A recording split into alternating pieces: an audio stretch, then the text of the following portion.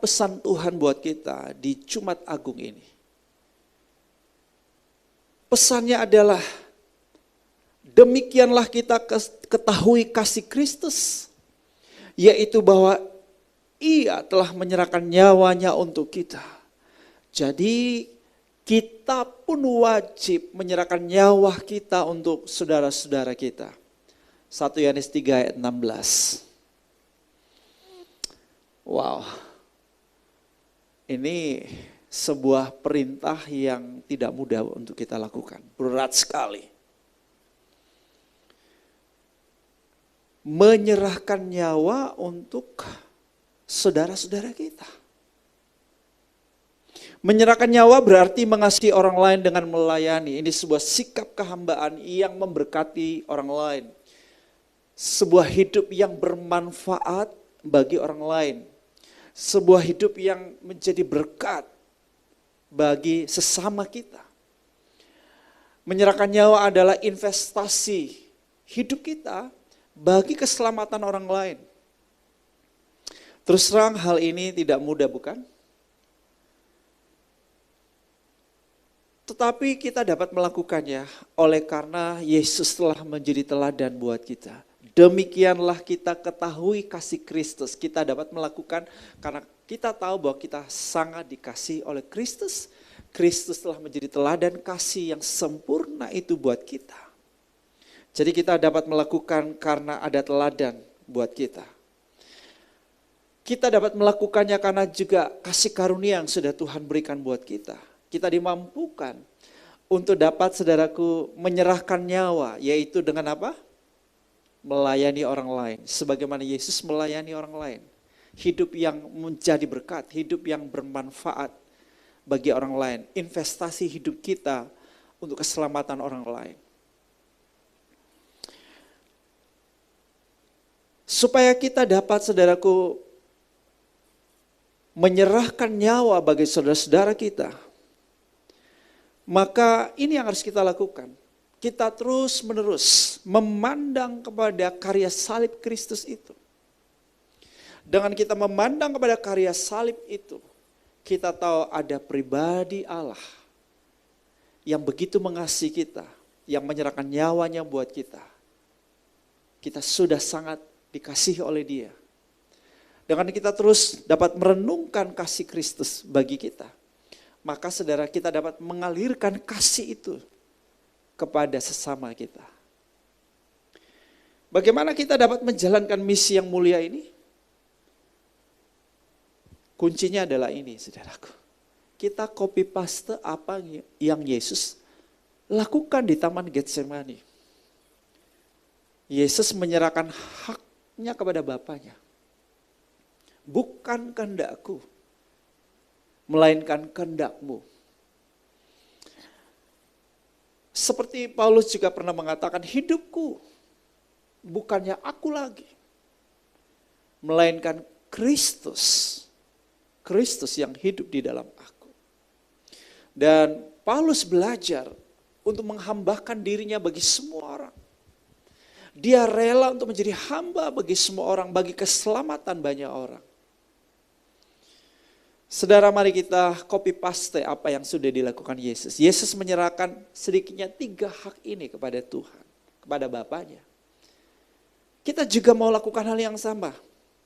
Yang pertama adalah hak untuk hidup hanya bagi diri sendiri, untukku, bagiku. Nggak usah pikirin orang lain, tidak peduli dengan orang lain. Ya, emangnya gue pikirin. Kita cuek dengan orang lain. Bisa, karena itu hak kita. Tetapi maukah di saat ini, hari ini, di Jumat Agung ini, sebagaimana Yesus menyerahkan hak itu kepada Bapaknya, kita juga mau melakukan hal itu. Gimana caranya? Mari kita belajar peka, temukan berbagai masalah, kebutuhan, berbagai persoalan yang ada di sekitar kita. Ya, banyak sekali. Dan kita mau memberikan solusinya. Kita mau menjadi problem solver, orang yang ikut memecahkan masalah, orang yang ikut menyelesaikan masalah, orang yang memberi jalan keluar. Misalnya kalau ada di sekitar kita orang yang kita tahu, yang kita kenal, tidak punya pekerjaan, ya kita dapat membantu dia mencarikan pekerjaan buat dia atau dapat memberikan kepadanya pekerjaan. Kalau kita melihat ada orang sakit, kita tahu ada orang sakit di sekitar kita, mari kita doakan. Sebagai orang percaya kita sudah diberi otoritas, bukan? Untuk mendoakan orang sakit. Ada orang yang kerasukan setan, yuk kita doakan supaya dia bebas dari setan. Ya, ada orang punya masalah apa misalnya, ya, masalah pernikahan, masalah rumah tangga. Saya percaya saudara sudah belajar firman Tuhan dan saudara tahu jawabannya. Maka saudara beri perhatian, berikan solusi kepada persoalan mereka. Atau saudara jumpai ada temanmu yang putus asa, yuk motivasi imannya. Supaya dia punya pengharapan baru. Ya, yang sudah letih lesu dalam hidupnya. Saudara beri kekuatan buat orang itu. Dengan perkataan-perkataan firman. Beritahuan janji-janji Tuhan buat dia. Inilah saudaraku cara-cara sederhana yang praktis kita dapat lakukan. Sebagai bentuk di mana saudara kita menyerahkan hak hanya hidup buat diri kita sendiri. Dan kita mulai care dengan orang lain. Kita peduli dengan orang lain. Apalagi hari-hari ini ada begitu banyak orang punya masalah. Terlalu banyak orang punya masalah di sekitar kita. Jangan tutup matamu, jangan tutup telingamu. Yuk, buka hatimu, buka matamu, ulurkan tanganmu, tolong mereka, jangkau mereka. Mereka butuh senyumanmu, mereka butuh perkataan-perkataan imanmu. Mereka perlu doamu. Saudara juga bisa terlibat pelayanan-pelayanan penjara, panti asuhan, ya, dengan ministry Samaritan misalnya. Saudara bisa melayani anak-anak yang terlantar, anak-anak yang kurang bisa baca, ya. Saudara bisa ikut pelayanan ARK misalnya. Saudara juga bisa ikut pelayanan pengentasan kemiskinan, pengembangan ekonomi, ya. Ikut pelayanan misi, terlibat dalam pekerjaan Tuhan, memberitakan Injil, menangkan jiwa. Nabur uang saudara buat pekerjaan Tuhan, nabur uang saudara buat kemanusiaan. Banyak sekali yang dapat kita lakukan. Dan jangan pernah punya excuses ini, alasan ini. Tunggu nanti kalau saya punya waktu, tunggu nanti kalau saya punya uang. Sekarang juga Anda bisa lakukan sesuatu buat orang lain. Anda menjadi solusi buat orang lain. Anda menjadi jawaban buat orang lain. Karena sang jawaban sejati itu, Yesus Kristus ada di dalam hidupmu. Amin. Sang Maha Kasih itu, Yesus Kristus ada di dalam hidupmu. Sehingga engkau dapat mengasihi orang lain. Engkau dapat menunjukkan perhatian, kepedulianmu kepada orang-orang di sekitar. Selanjutnya kita menyerahkan hak untuk mendapatkan pengakuan. Bagian ini menurut saya tidak mudah. Karena terus terang setiap kita mau diakui ini sudah berurusan dengan harga diri kita, gengsi kita, martabat kita, kehormatan kita, dan setiap kita ingin membuktikan siapa diri kita supaya kita diakui oleh orang lain. Nah, tapi bagaimana saudara kita dapat menyerahkan hak ini kepada Tuhan? Kuncinya kehambaan yang unggul. Ya, Yesus mengosongkan dirinya menjadi hamba. Jadi kuncinya itu sebetulnya. Nah, tetapi sebetulnya kita juga nggak perlu mencari pengakuan itu. Karena kita sudah dapat pengakuan itu dari Bapa. Buktinya apa? Kita sudah sangat dikasihi oleh Allah, yaitu pada waktu kita masih berdosa, pada waktu kita masih memusuhi Tuhan. Berarti ini menunjukkan bahwa kita ini berharga buat Tuhan. We are so precious. Kita ini berharga sekali saudaraku, sangat bernilai di mata Tuhan. Kita ini sudah sangat dikasihi oleh Tuhan. Jadi ini pengakuan yang sebetulnya sudah cukup. Kematian Yesus Kristus di atas kayu salib buat kita adalah sebuah pengakuan. Kita ini pribadi yang sangat dikasihi oleh Bapa, pribadi yang sangat dihargai Bapa, pribadi yang diterima oleh Bapa. apa adanya. Jadi kita sebetulnya tidak perlu lagi saudaraku mengejar pengakuan daripada manusia. Bahwa Allah mengasihi kita, itu sebuah pengakuan. Dan bahwa ketika saudara kita ini percaya dan menerima Dia, kita diberi kuasa menjadi anak-anaknya. Wow, ini sebuah pengakuan yang luar biasa. Kita jadi anaknya, sehingga kita dapat panggil Dia, ya Abah, ya Bapa. Haleluya. Ini sudah cukup saudara-saudara. Ya. Nah oleh sebab itu, it's okay kalau orang menghina kita, orang mengolok-olok kita, orang mencaci maki kita, orang merendahkan diri kita dengar baik. Itu tidak mengurangi sedikit pun kesejatian dirimu di dalam Kristus. Engkau pribadi yang sangat berharga. Iya kan? Jadi saudaraku, tetap kita memiliki hati hamba. Justru dengan kita melayani dengan kerendahan hati, sebetulnya kehormatannya di situ. Keutamaannya di situ ketika kita melayani, saudara. Amin. Ya, jadi mulai hari ini it's okay kalau ada orang yang tidak mengakui siapa Anda, yang seharusnya Anda dapat apresiasi, Anda dapat penghargaan, Anda mungkin mendapat pujian karena prestasi Anda, karena ada sesuatu yang hebat di dalam diri Anda.